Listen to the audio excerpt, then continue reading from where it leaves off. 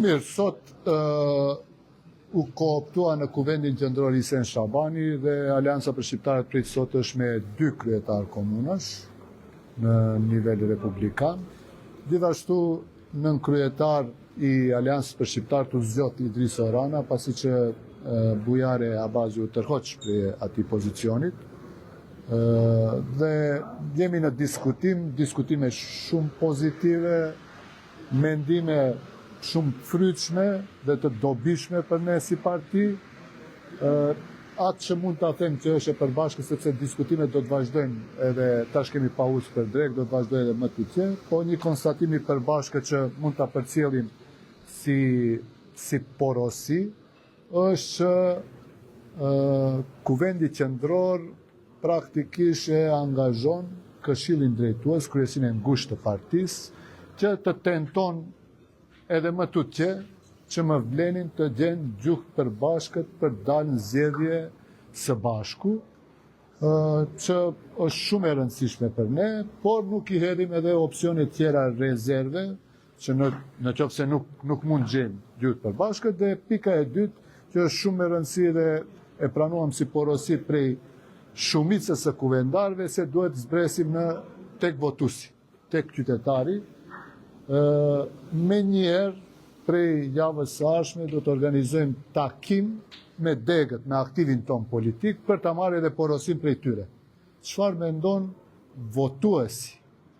Jo vetëm antari, sepse prej antarëve e marrim refleksionin këtu, po na intereson edhe votuesi, sepse sidoqoftë që të vendosim, çfarë do qoftë ndarje të bëjmë, me cilin do qoftë atë ndarje ta bëjmë, në fund duhet votuesi ta vlerëson, ta çmon dhe të motivohet të del të voton dhe ta përkrah atë opsion të cilën do ta zgjedh Alianca për Shqiptarët. Fakti se do e angazhon kryesinë e ngushtë, cilat janë ato vijat e kuqe që të vazhdohet koalicioni me vlerë. Dëgjoni, ne sot sipas informatave të Blen, ka që është ofruar 35% e komunave dhe 25% e listave. Çfarë kërkesa dhe a ka ndonjë ofertë prej BDI-s? Dëgjoni, ato na e kanë dhënë këtë ofertë, domethënë është dërguar gjë në mes deputetëve, sot nëpërmjet mediave është dërguar, se unë planifikojsha këtu deputetët ta tregojnë. Ne nuk e dim ato si i kanë ndajt mes veti, na intereson edhe të shohim si është ndarja, na intereson çfarë merr Besa, ku është alternativa, ku është LD-ja. Kjo është shumë e rëndësishme për ne. Gjithashtu edhe ne do të kemi 2 ofertat tona. Unë mendoj se negociatat patjetër të vazhdojnë dhe ta japim maksimumin deri në fund, po që se mundemi të arrijmë marrëveshje të përbashkët për dalë në zgjedhje si vlen. Cilat janë vijat e kuqe? Ofertat janë duke i përgatitur, do t'i përgatisë grupi veçantë që do ta caktojë Këshilli Drejtues i partisë, ato do të autorizohen prej Këshillit Drejtues dhe ato do të vazhdojnë. Do të kemi 2 opsione të cilat do t'i afrojmë si opsionet të përfundimtare. Cilat janë ato opsione? Po si kemi përgatitur. Ndaj Vlenit do Ndaj Vlenit 2 opsione të mundshme, në qoftë se nuk arrim, unë thash, Alianca për Shqiptarët në listën e këshilltarëve gjithsesi do dalë vetë, patjetër, opsioni 2, a për kryetar komunash e shohim ku kemi interes me Vlenin, ku kemi ndonjë parti tjetër, ku do të kërkojmë përkrahje mundëse edhe prej dikujt tjetër, e shoh. Po me listat këshilltarëve, në qoftë se nuk dalim me Vlenin së bashku, gjithsesi listat e këshilltarëve të Aliancës për Shqiptarët do të jenë vetë.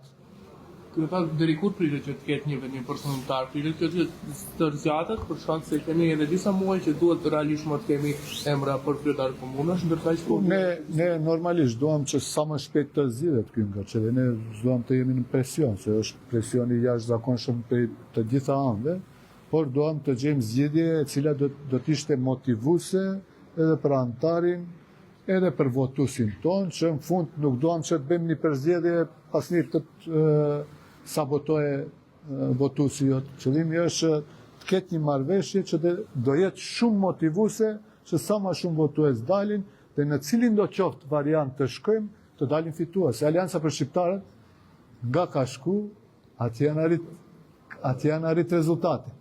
Domethënë kemi qenë qelës dhe vazhdojmë të jemi qelës se nga shkon Alianca, atje është fitori.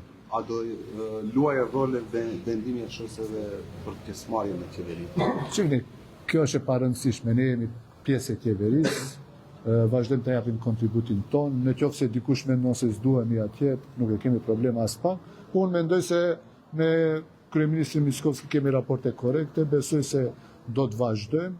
Në moment që e shohim se diçka nuk shkon si duhet, atëherë themi atë dhe publikisht dalim, s'është asnjë problemi, por për momentin raportet janë shumë korrekte dhe besoj se vazhdojmë të vëjmë. Zoti Karavani, me që komunikimin po e bëni në rrjetet sociale, i bie që kjo brenda vlenit akoma s'keni komunikim. Nuk është bërë me Izetin para 4 ditëve. Me Bekim Qokun pardje kemi hangër drejt 4 orë. Kështu që Bekim Qoku e pagujti. Po vetë thatë se keni marrë një ofertë në përmjet të rrjeteve sociale. Jo.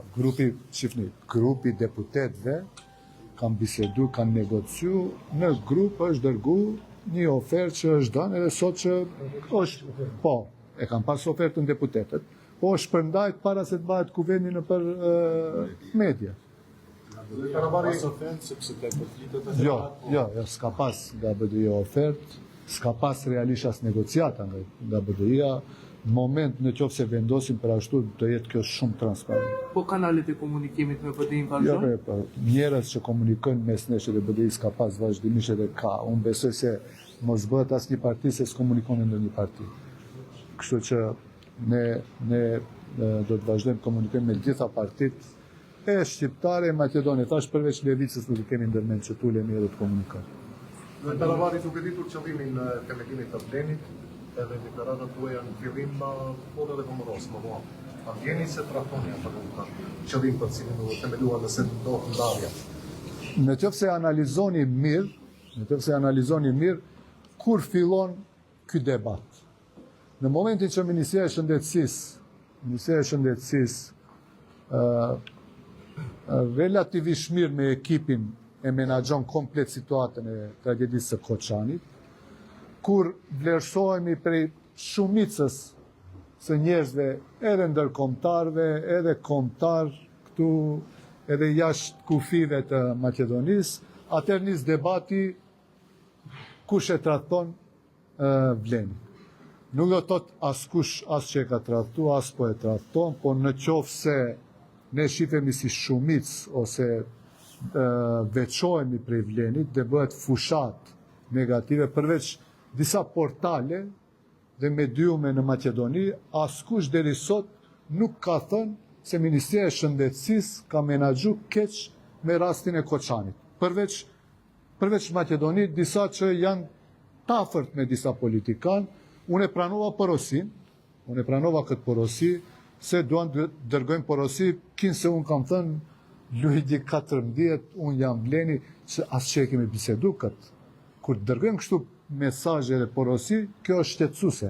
Do të thonë, duan të stigmatizojnë, kinse Arben Taravari është arsyeja që mund edhe të ndahet Bleni. As pak nuk është ashtu, përkundrazi. Prandaj dua që këto zëra të demantohen. Prandaj deri në maksimum do të mundohemi që të arrijmë një marrëveshje, po një marrëveshje që do ishte motivuese edhe për antarësinë tonë, edhe të LD-s, edhe të BES-s, edhe alternativës, edhe për krahasit e vetvendosjes këtu. Prandaj nuk e shihni, mundohemi me çdo kusht. Sulmohemi prej disa qartjeve edhe brenda Vlenit fatkeqësisht. Shihni rrjetet sociale ka pas ndales që gjysmë fjalët thuhet keq edhe për ato të cilët na kanë ofenduar këtë periudhë 7-8 ditore dhe kështu do vazhdoj. Domethënë deri në moment fundit, deri në atomin e fundit, unë do të mundohem që Vleni të mbijeton. Dhe ta demantojmë atë argument që dikush me çdo kush mundohet ta hedh se Taravari e ka fajin sepse nuk e pranon Bërvenicën, Strugën, Gosivarin e Vrapçishtin. Domethënë nuk kalon ajo se për të fituar një komunë fund unë duhet me Vlenin të fitojmë nëse shkoj. Për të fituar një komunë duhet kesh substancë partijake. Unë i kam propozuar edhe partive të Vlenit. Hajde të bëjmë sondazh. Gjitha komunat, sepse këtu nuk fiton vetëm partia, vetëm koalicioni. Po fiton edhe individi në zgjedhjet lokale. Shumë me rëndësi është kandidati. Mu edhe të më thujnë shembull e marr komunën e Zhelinës, ku nuk jemi strukturuar shumë mirë. Me thënë dikush merre, nuk na duhet se s'mund ta fitojmë. Domethënë, insistimi im gjithnjë është ajo parti, ai kandidat që është më i fuqishëm, atë ta përkrajnë gjithë partit, prandaj edhe kam propozuar prej në fillim që të kemi sondazhe dyfish stabile. Qëllimi përfundimtar nuk është të fitohet vetëm Aleanca, të fitohet Vleni, në qoftë se fiton Vleni ka fituar edhe Aleanca. Në qoftë se hupën Vleni ka hupë edhe Aleanca.